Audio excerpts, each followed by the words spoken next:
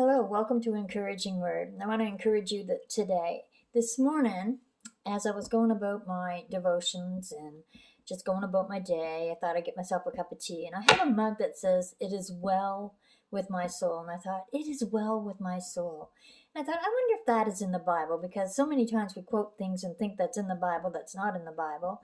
But there may be something in the Word of God that can relate to "it is well with my soul." So I came across Psalm 46, 1-3, and it says, "God is our refuge and strength, a very present help in trouble. Therefore we will not fear.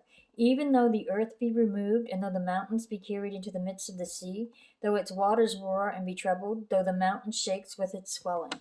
So I was thinking about that, and I'm like, okay, God is with us in our present troubles. And I thought about Horatio Spafford. And he is the one who composed the song, "It Is Well With My Soul." So I was looking up his story too. And it is quite an amazing story. Horatio Spafford and his wife Anna, they were prominent people in the 1860s in Chicago. He was a lawyer, he was a businessman, and he was also a supporter of D.L. Moody, the famous preacher of that time. And in 1870, his only son died of scarlet fever at the age of 4. In 1871, a year later, there was a Chicago fire, which destroyed all their real estate and their holdings.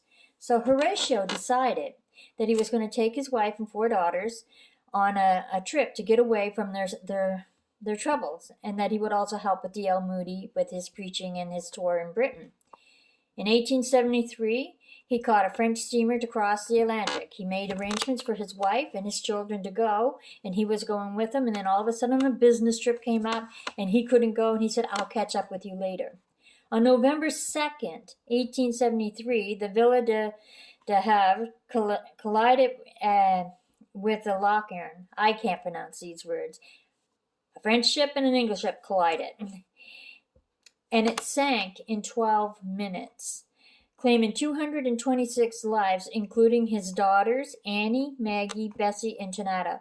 Only his wife survived out of his family. She sent a telegram to Horatio saying, "Saved, alone, what shall I do?" Well, immediately what he did was, he got on another ship, and he was going to New York to see her. And the captain of the ship called him to the bridge as they're traveling a certain spot.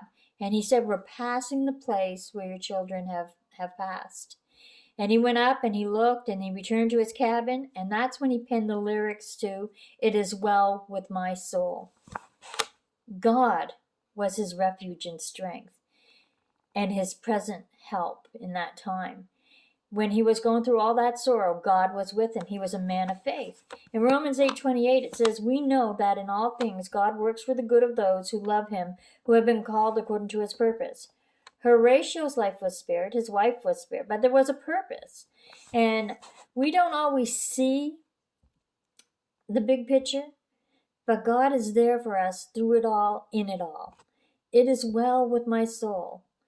Horatio's faith in God, in losing his family, helped him through. And God is helping you through today. Your faith will bring you through. Trust in God. He's your present help. He's your help in this situation. So I want you to be encouraged.